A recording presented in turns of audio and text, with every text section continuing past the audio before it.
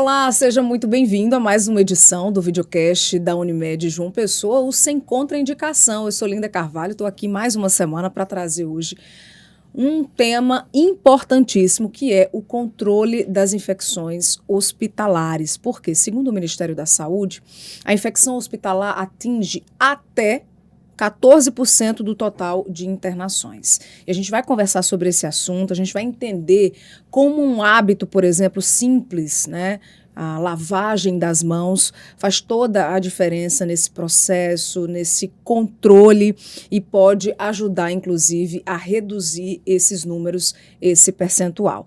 A gente também vai compreender melhor, por exemplo, qual a sua participação no controle das infecções hospitalares, como os serviços de saúde atuam, né, também nessa busca para o controle desse tipo de problema.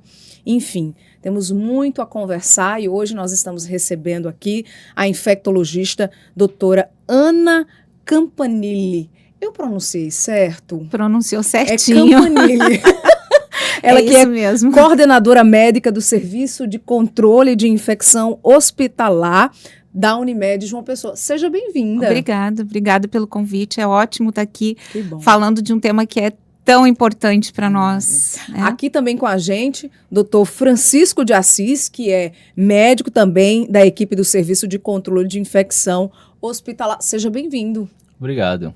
Também é um prazer estar aqui. Que bom. Bom tê-los aqui com a gente. Inclusive, quero, antes de começar as perguntas, a nossa conversa, registrar que dia 5 de maio é o Dia Nacional de Higienização das Mãos, e já já a gente vai entender no detalhe a importância desse gesto simples, mas que muita gente, passa batido, não liga muito, não se importa, às vezes tem até preguiça, né?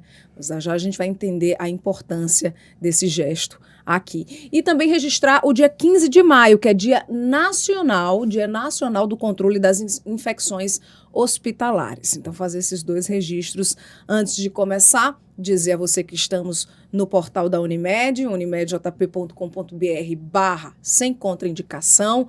Lá você encontra todos os episódios, tem a nossa página específica aqui do videocast, onde você pode interagir, deixar lá sua sugestão para os próximos temas.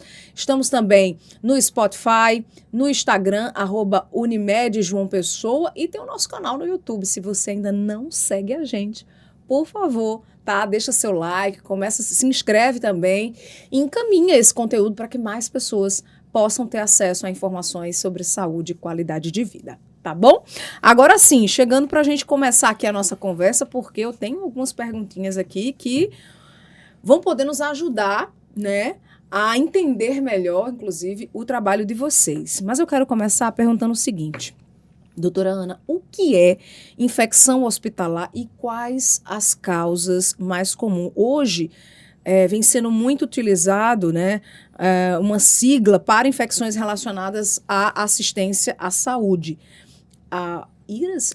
IRAS. Pronto. Uhum. Por quê? Explica pra gente, por favor, por que essa mudança e, enfim, o que é, né, essa infecção hospitalar, que quando fala, fica todo mundo assim meio que, né, apreensivo, assustado. Uhum. Bom, infecção hospitalar é toda aquela infecção que ocorre depois da internação hospitalar desse paciente, né? Uma infecção após 48 horas de internação, e ela pode aparecer tanto durante a internação como após a alta desse paciente. Sim. Ele pode ter uma infecção hospitalar pós-alta. Uhum. Por que teve essa mudança para IRAS, para infecção relacionada à assistência?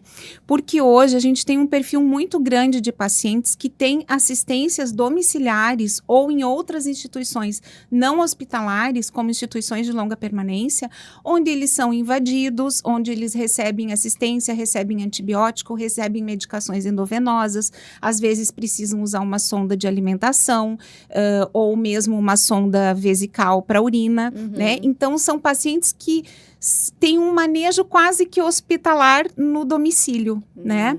Além disso, a gente relaciona IRAS aos pacientes dialíticos, né? Que fazem hemodiálise, porque são pacientes também invadidos. Os pacientes que fazem quimioterapia, são todos pacientes onde a gente relaciona a um procedimento médico, né? Hospital dia, né? É hospital dia, os pacientes que fazem atendimento em hospital dia também. Entendi.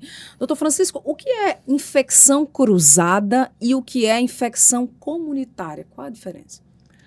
A infecção comunitária seria o oposto da infecção relacionada à assistência à saúde. É aquela infecção que o paciente adquire fora de uma instituição de saúde, ou seja, na comunidade. Ah, tá. Por isso tem esse nome comunitária. E a infecção cruzada é aquela infecção que passa de um paciente para o outro Certo. ou de um ambiente para o paciente. Por isso tem esse termo de infecção cruzada.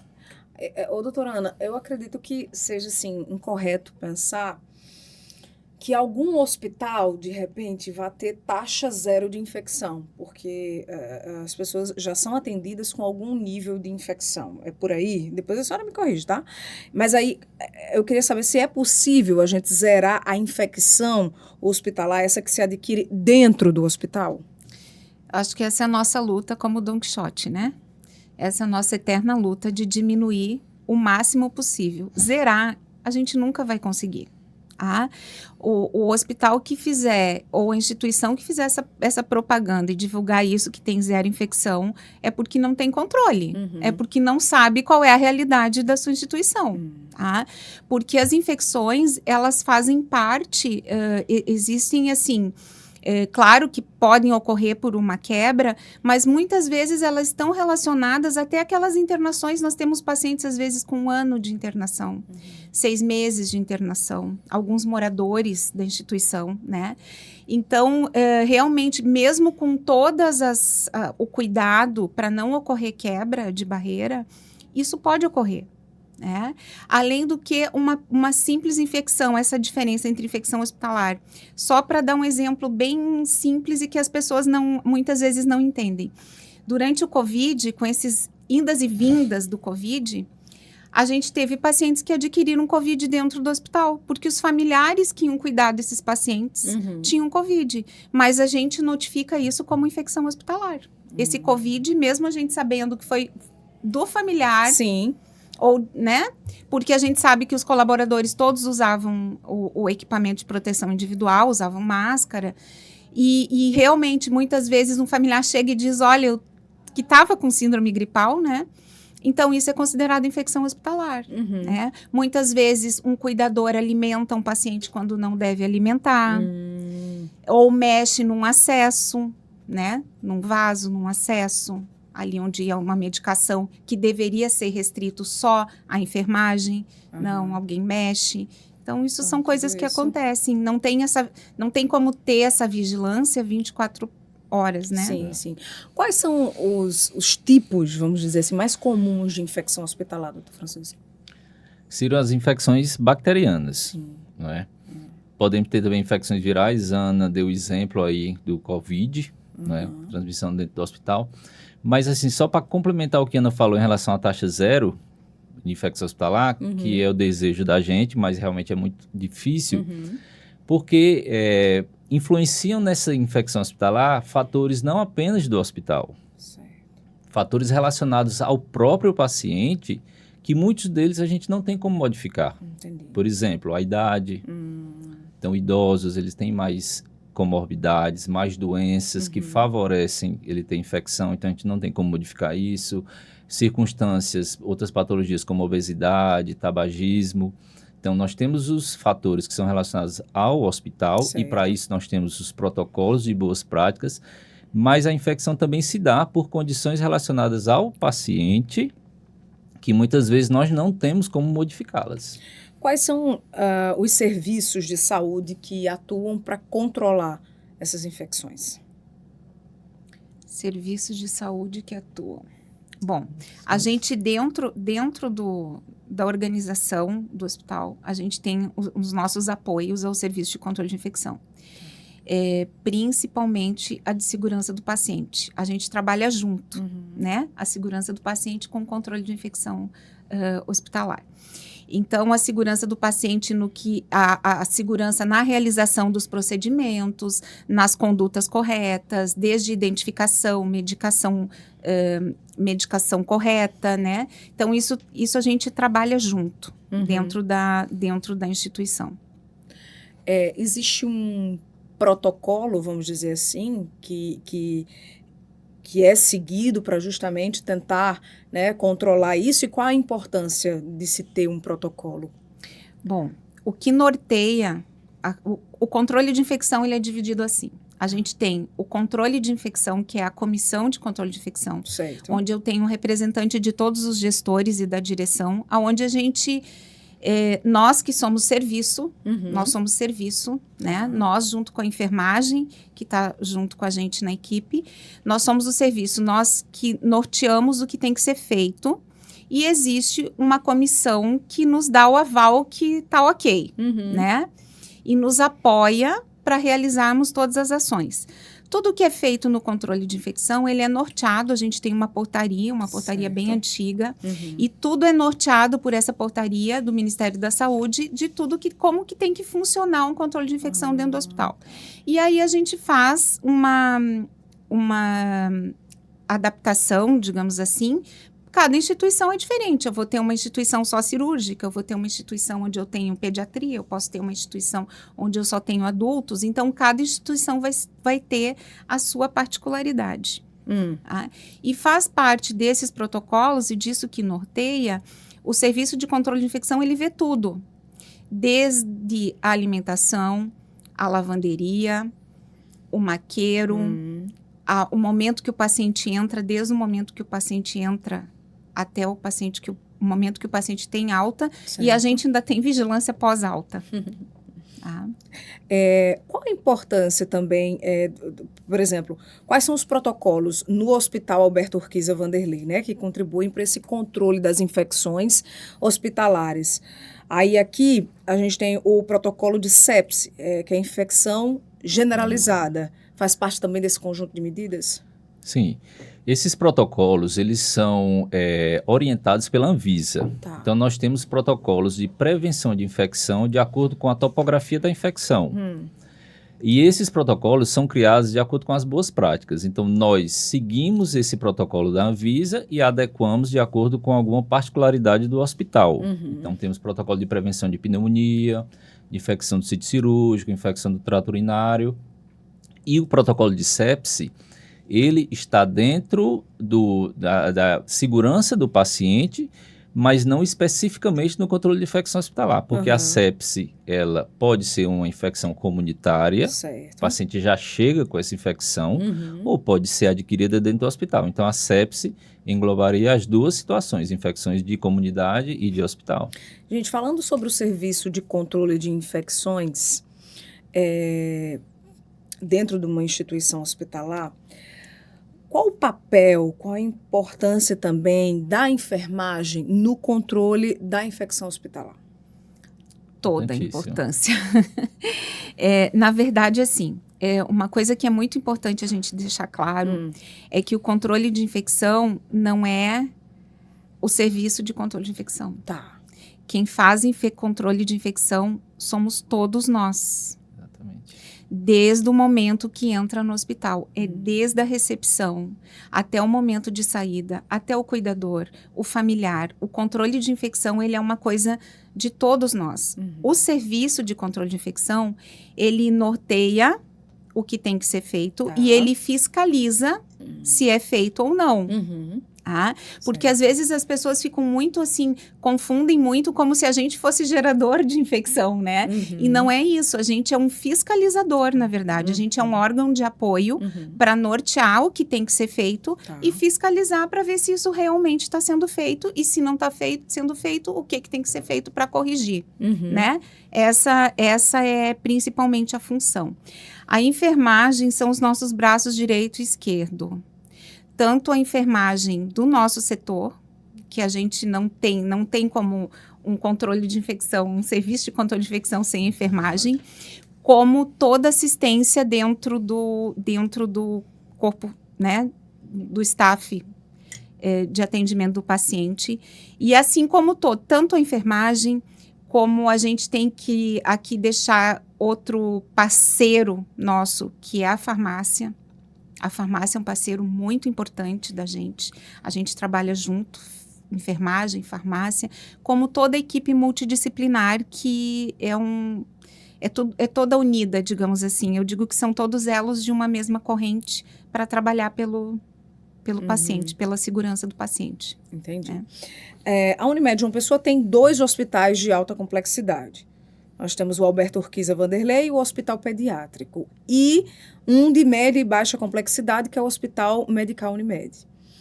O rigor é maior no caso desses hospitais de alta complexidade? Ou é o mesmo protocolo, é o mesmo grau de rigor, vamos dizer assim? O protocolo são os mesmos. São os né? mesmos. É que o perfil de pacientes é que é diferente. Né?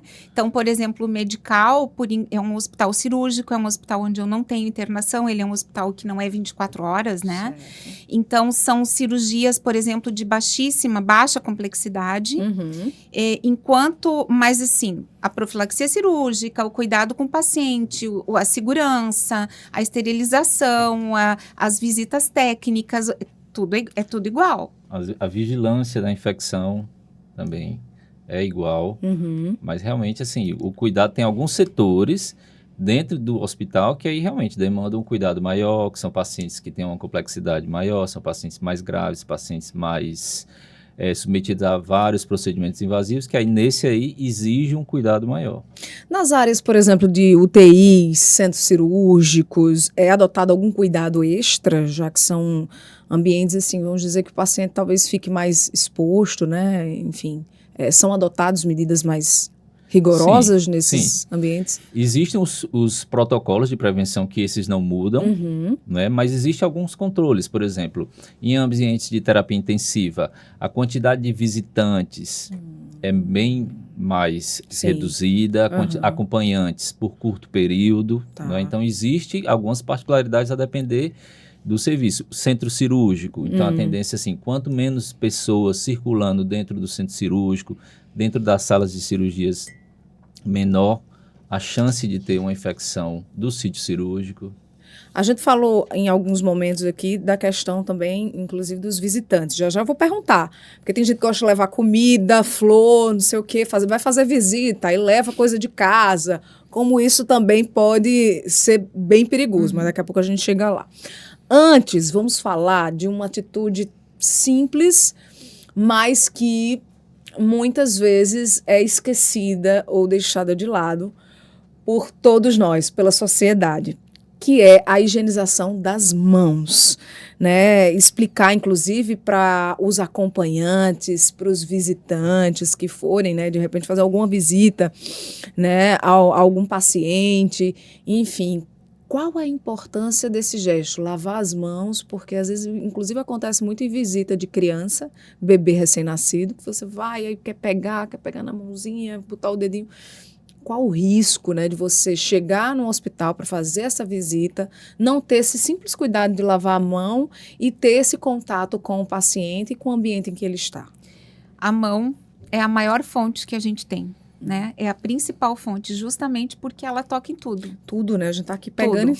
Exatamente. Então, eu toco naquela maçaneta da porta e por isso que a gente já tem um dispenser de álcool do lado de dentro do quarto, que é para quê? Entrou no quarto, a primeira coisa que faz é higienizar as mãos.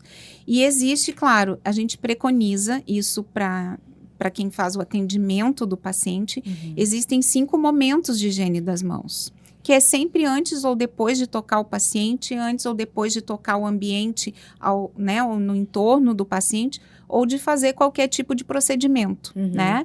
Então, assim, o que a gente orienta sempre aos familiares e quem... A enfermagem, a gente trabalha isso o tempo todo, o assistencial, mas aos familiares que tenham esse cuidado de sempre higienizar as mãos antes e depois de tocar o paciente. E não se iludir com a luva. Porque tem gente que acha que botar luva está protegendo alguma coisa. E não está. Muitas vezes está disseminando bichinhos pelo ambiente. Olha aí. Porque a gente se ilude com a luva, né? Tua mão está protegida. Eu achava que estava. Não, tu não sente o contato da luva com o ambiente. E tu não vai higienizar a luva. Entendeu? Então, é muito mais claro que tem as indicações da luva, Tá. lógico, Tá. né? A gente não vai entrar em contato com algum tipo de secreção ou com alguma coisa sem estar uso de luva, é lógico. Mas o que a gente vê muito é uma expectativa das pessoas de andar com aquela luva, e aí tu entra no quarto, a gente às vezes vai ver o paciente, e a pessoa tá lá, um tempão. E aquela luva na mão. E a luva toca no paciente, a luva pega na bolsa, a luva pega no celular, a luva pega ali onde está a bancadinha, a luva está na mão. Ou seja, disseminando bichinhos por tudo. Então, é muito mais seguro para quem está no cuidado, né? Esse acompanhante, esse familiar, a higiene das mãos. Tem aí os 5 momentos para higienizar as mãos. Quais são esses momentos? Antes e depois de tocar o paciente, aquilo que eu falei, né? Certo. Sempre ao tocar qualquer mobiliário no proximidades entorno do paciente. Antes de qualquer procedimento. Certo. Tá? Sempre higienizar as luvas. O ideal é antes e depois, usar as mãos, desculpa, antes e depois de tirar as luvas. Depois de tirar as luvas, não é só antes. Tem que higienizar a mão também. Tem que higienizar as mãos. E é importante lembrar também que a higiene das mãos, ela é importante não apenas para a prevenção da infecção que ocorre dentro do hospital. Certo. Em épocas de viroses respiratórias, a gente está com muitos casos de influenza, então a gente tem que lembrar que além da transmissão por via aérea, pela tosse, pelo espirro, existe também a possibilidade de transmissão pelo contato com as mãos. Então, a higiene das mãos é importante tanto para a prevenção de infecções na comunidade, como infecções relacionadas ao serviço de saúde. O senhor acha que os visitantes, né, desses pacientes estão mais conscientes dessa preocupação, desse cuidado, de estar sempre lavando as mãos, de ter esses cuidados, né, na hora da visita, enfim, ou quando estão lá acompanhando esses pacientes, ou não? É heterogêneo. Alguns sim, que já tem o costume, e outros não. Tá entendendo? Mas isso aí faz parte das atribuições da CCIH, é orientação também às medidas sobre isso. O que o acompanhante, o que o visitante pode fazer ou não dentro da instituição. Isso aí faz parte da nossa atribuição também. E pegando esse gancho, doutora Ana, sempre lembrar para as pessoas que evitem esse hábito de chegar no quarto, por exemplo, para visitar o paciente, pegar na mão do paciente, né? Que não precisa, né? Então, assim, a gente que trabalha numa realidade entende isso, né? Sim. De muitos pacientes idosos, e é o carinho, claro, as pessoas querem tocar, mas ter esse cuidado, né? Esse cuidado, ele é um cuidado importante, e de higienizar sempre as mãos antes e depois desse tocar, né? E realmente ter cuidado. Uma das lutas da gente é o cuidado desse visitante sobre, principalmente, de não tá com nenhuma virose respiratória, não tá sentindo nada, não ir para o hospital se tá com uma diarreia, se tá com uma infecção viral, se tá espirrando, se tá tossindo, corizando, se entrou em contato com alguém, porque vai fragilizar aquele paciente que tá ali, né, sob cuidado. Vamos falar também sobre outras medidas de cuidado, de prevenção, enfim. Por exemplo, doutor Francisco, as pessoas entendem melhor hoje, pós-Covid e tudo mais, a importância do uso das máscaras? Sem dúvida. Né? Porque assim, a gente sabe que existe a importância, tem a necessidade, né? Claro que hoje, felizmente, bem menos intenso como antigamente, né? Sim. Hoje, realmente, os lugares que a Anvisa preconiza o uso da máscara ainda dentro das instituições de saúde, quando eu estou prestando assistência ao paciente, isso aí a máscara, ela é necessária, não é uma opção, tanto para a proteção do paciente como para a proteção do próprio profissional de saúde. Sim. Certo? Sim. Então, a máscara, ela faz parte, é um equipamento de proteção individual, né? Então, depois da Covid, a sociedade como um todo, acredito eu, que ficou mais consciente da eficácia, da importância, né? Sim, exato. E, assim, dentro do hospital, essa necessidade já existia e vai continuar, porque é uma precaução padrão. Como o nome diz, é uma precaução que a gente tem que ter com o paciente. Entendi. E em situações extras, né, como influenza e o Covid, aí realmente é um cuidado que precisa ser estendido à população, e eu vejo que a população hoje em dia consegue, entende melhor essa necessidade. Doutora Ana, por que não é recomendável crianças nas visitas? Criança em hospital de adulto é um problema. Problema, né? Porque assim, eu acho que é um risco para os dois lados, né? Primeiro, porque as crianças, muitas vezes, elas albergam viroses assintomáticas. Elas têm vírus de forma assintomática. Quem tem criança na escola, idade escolar, sabe o problema que é. Que elas, semana sim, semana não, é espirro, é coriza, é diarreia, é vômito, né? Então, assim, eu sempre digo o seguinte, vamos preservar o vovô que está internado?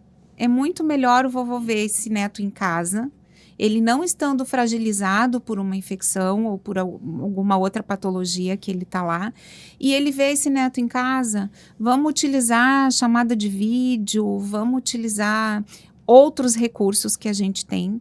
Claro que existem situações que a gente libera, tá? Mas não é ideal esse fluxo de criança, porque são perfis de infecções diferentes, a criança e o adulto. A criança tem um número maior de viroses e viroses que não são do adulto, né? Então, é um risco maior para o adulto nessa situação.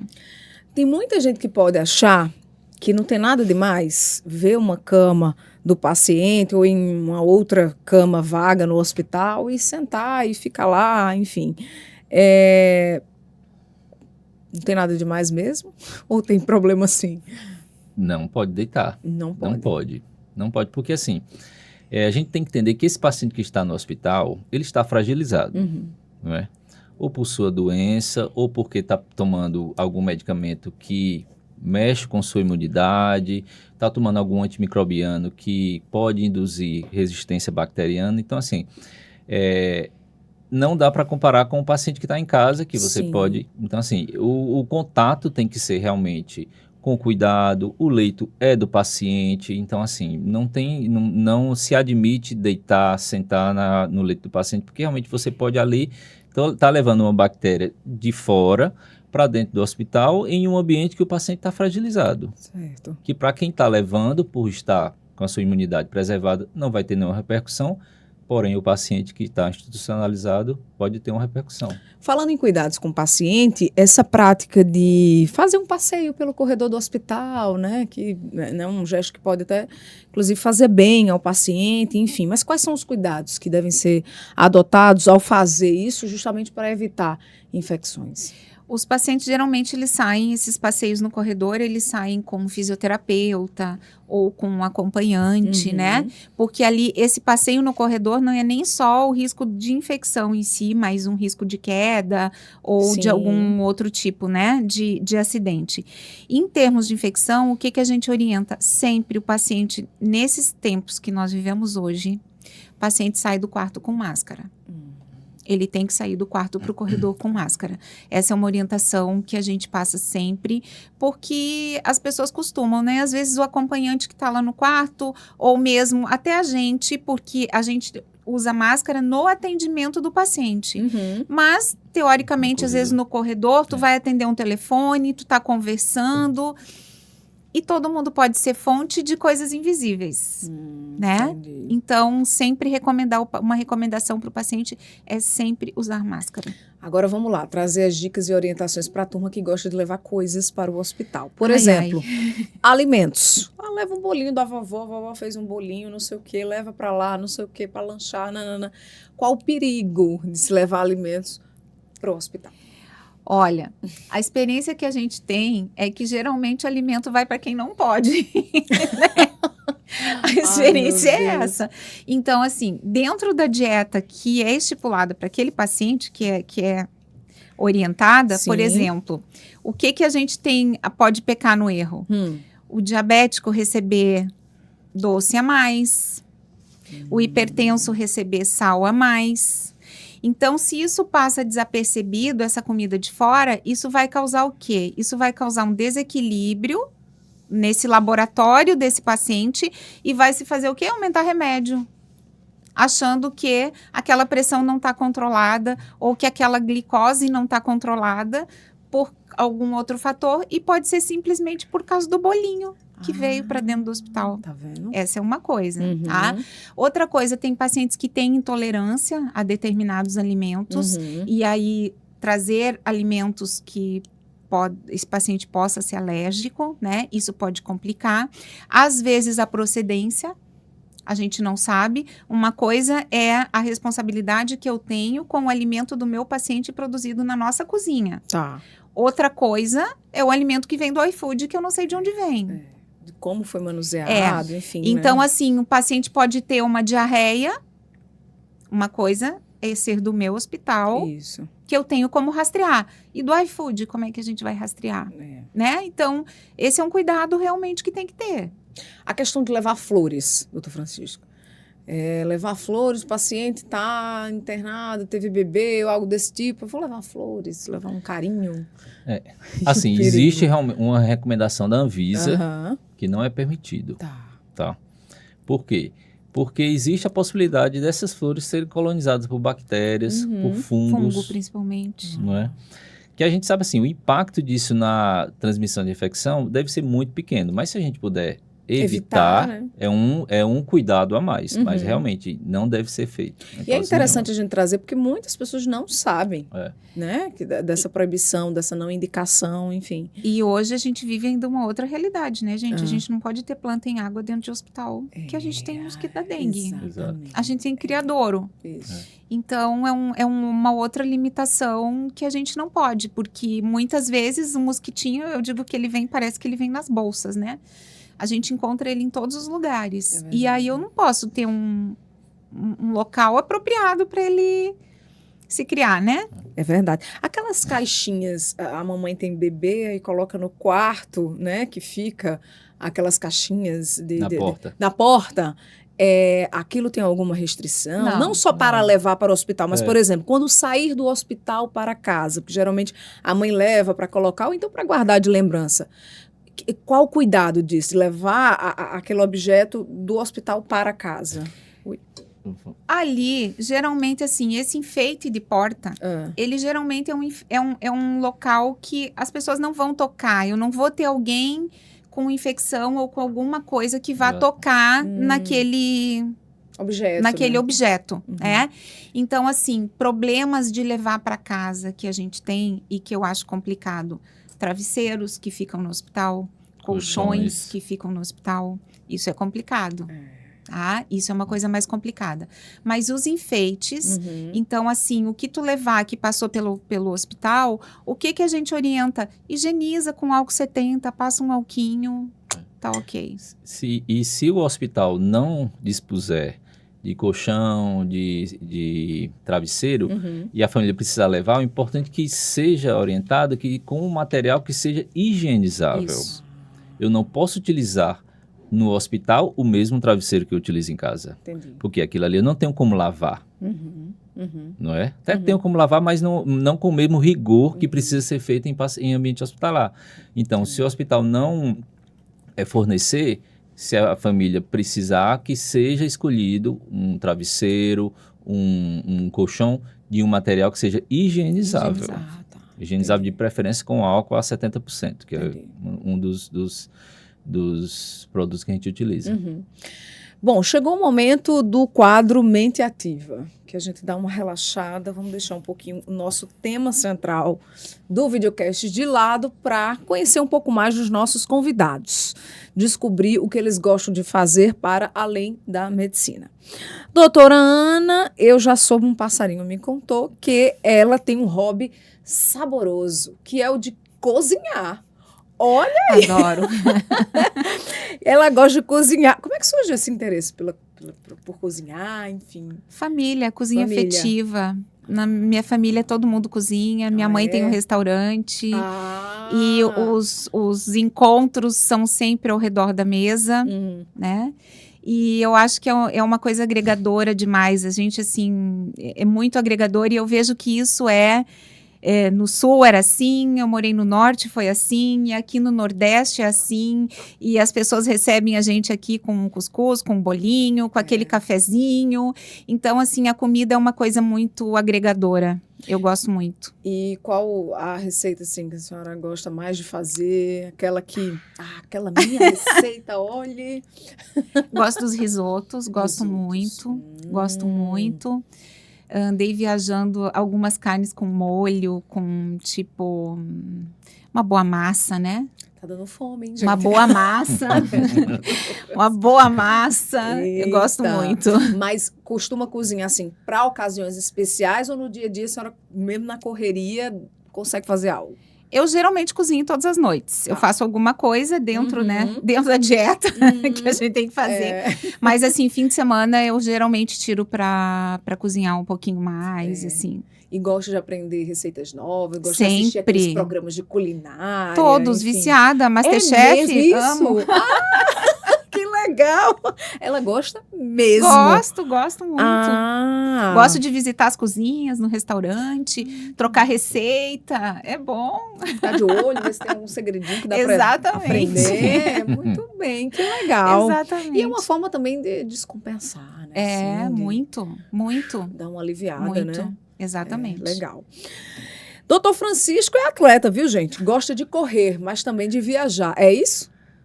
Apesar do porte físico não parecer, mas adoro correr. Consegue correr quantos quilômetros, assim?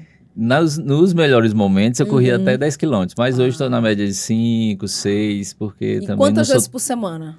2 vezes na semana, pelo Duas menos. vezes. Consegue fazer ali sua prática. De Consigo. manhã, noite? De manhã cedo, na manhã orla. cedo. Que acho que é convidativa. Né? Já participou de alguma corrida? Já, Essas corridas já de participei. rua? Foi. Gosta também. É um momento que você usa assim para realmente relaxar. Sem dúvida. Se desligar. Tava na época do Covid, a academia fechada, eles vamos aproveitar, vamos começar a fazer uma atividade ao ar livre. Aí realmente me descobri, acho que legal. Muito bom. Para o corpo e para a mente. E viajar também. Não consigo fazer com frequência que eu queria, mas adoro. Acho que é um dos prazeres da vida. Qual o roteiro, assim, preferido? Olha, assim, eu gosto, assim, todo tipo de viagem. Tá. Né? Assim, sendo alguma coisa nova, descobrindo alguma coisa nova, assim, tá valendo. Tá valendo. Um lugar interessante que o senhor achou, assim, que valeu a pena ter vindo? Assim, eu sou suspeito porque eu adoro a Itália. Mas, assim, dos lugares que eu fui, eu acho que as Dolomitas e a Costa Amalfitana seriam os lugares inesquecíveis para mim. Olha aí, tá vendo? Que bom. Todo mundo precisa, né, ter também seus momentos de lazer, de descontração, até para abastecer as energias, a bateria, lógico. Né?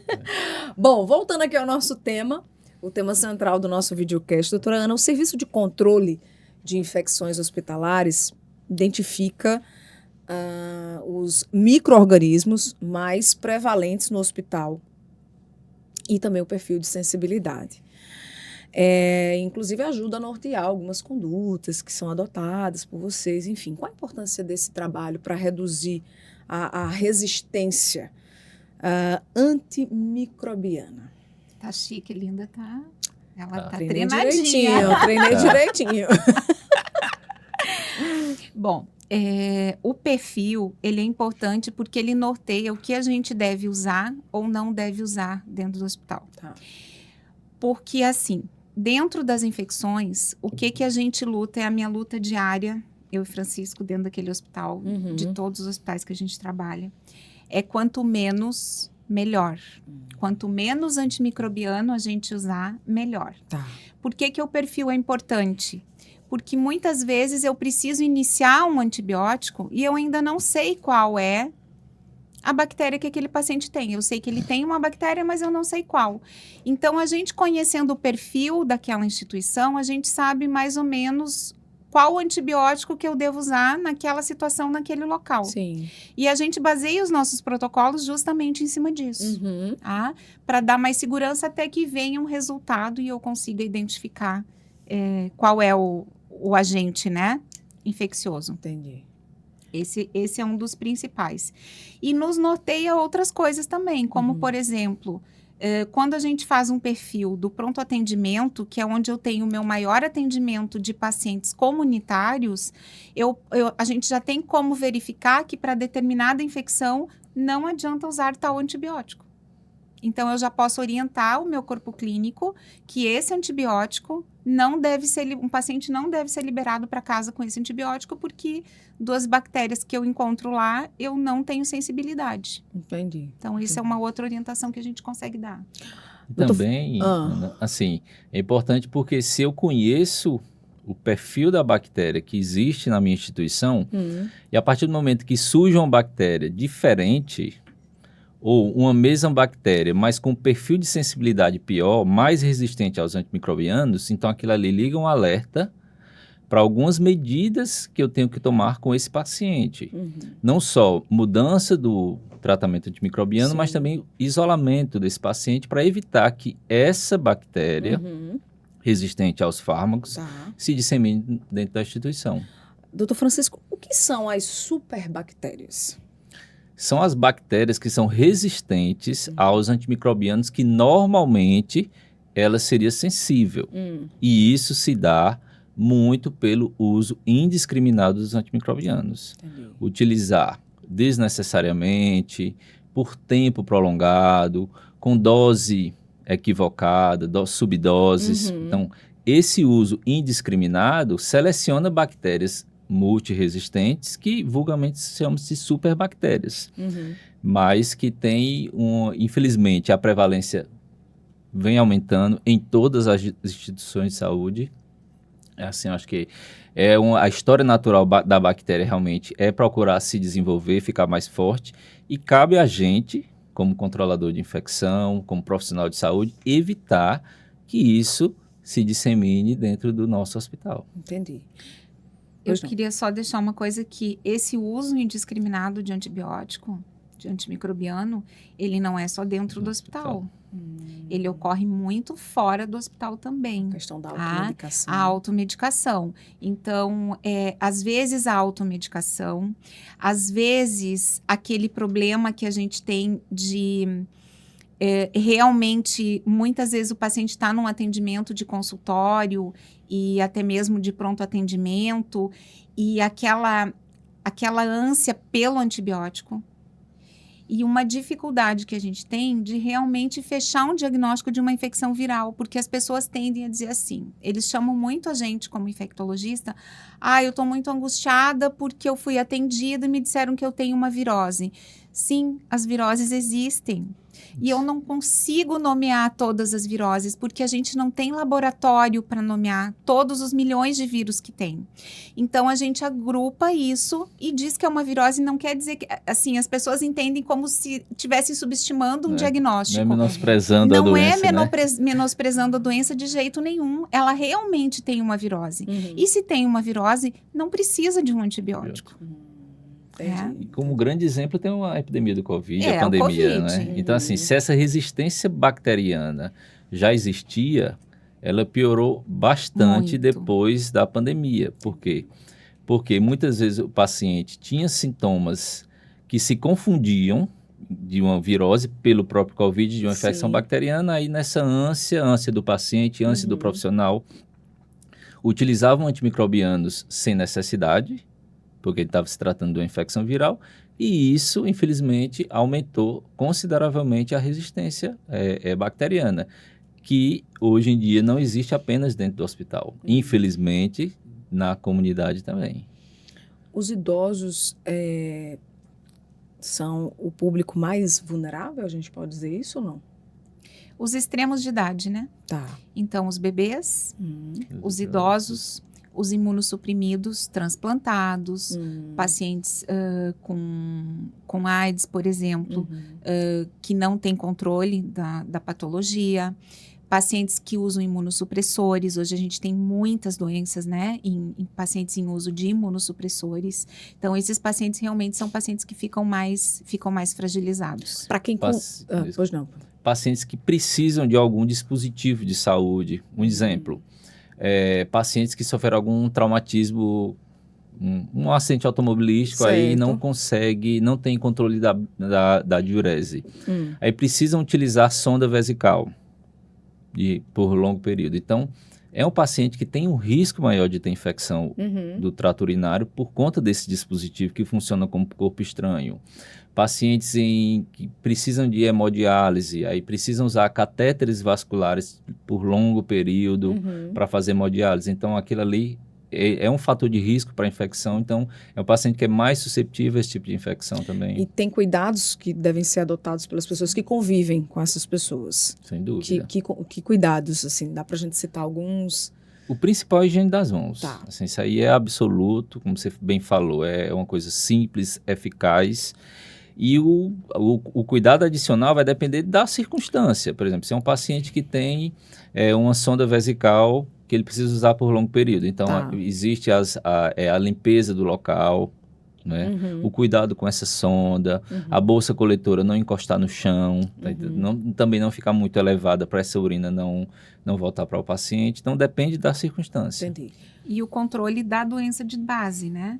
Porque o diabético, por exemplo, que tem uma diabetes, uma glicose descompensada, que não controla com medicação ou com alimentação, ele vai ter um risco muito maior de infecção, né? Os pacientes que têm insuficiência vascular, que fazem úlceras, né, de extremidade, se não controlar a doença vascular, ele vai aumentar muito o risco de infecção também. Então, o controle da doença de base, ele é muito importante. Doutora Ana, eu sei que a senhora até falou já agora há pouco sobre isso, mas só para a gente frisar bem, porque eu acredito que hoje a automedicação, infelizmente, ela é muito comum, né? As pessoas têm um probleminha, já tem uma fórmula, né, que elas acham que é o correto. E, enfim, não se preocupam com os problemas que podem vir por conta dessa atitude. Então, eu queria que a senhora frisasse mais sobre essa automedicação, quanto ela contribui para a criação dessas superbactérias. A grande maioria das bactérias que a gente vê hoje, que são ditas como superbactérias, eu não gosto muito desse termo. Elas são, porque eu acho que ela assusta, e tudo aquilo que assusta, que a pessoa tem medo, Sim. A gente fica muito reativo àquilo que a gente tem medo, e a gente tem que ter conhecimento. Né? Então, se eu tenho conhecimento que eu preciso higienizar as mãos, eu tenho conhecimento do cuidado, eu não vou ter medo. Eu vou entender o processo. Então, assim, o que acontece? O que a gente vê muito? Eu já vi diversas vezes as pessoas chegarem, mas eu tinha lá uma amoxicilina em casa, tava com dor, tomei uma amoxicilina. Tipo, amoxa no lugar de um analgésico. Então, assim, acontece muito. Eu digo, sobra de remédio, de antibiótico não é para ter em casa. Para começar, não é para ter em casa, é para botar fora. Porque antibiótico, se for solução depois de aberto, tem um prazo de validade que pode não ser respeitado e aí não vai adiantar nada. Esse resto de antibiótico que tu tem em casa, ele pode fazer com que você faça um tratamento em subdose, e isso vai causar resistência, porque a gente, o que o homem faz? O homem se defende com armas, a bactéria se defende com um mecanismo de resistência. Então, se eu começar a usar o antibiótico em dose errada, tempo errado, eu vou causar resistência. Tá? Então, assim, não deve ter, ajudou muito a gente, muito, as receitas controladas de antimicrobiano, né? Mas, às vezes, tem aquela sobrinha em casa, pega da vizinha, tem de tudo. De alguém. A gente escuta de tudo. Bom, nós estamos chegando ao fim desse episódio. Queria primeiro agradecer a vocês pela participação, pela disponibilidade e deixar aqui um espaço aberto para as últimas recomendações. O que é que vocês diriam aí às pessoas que estão nos assistindo nesse momento?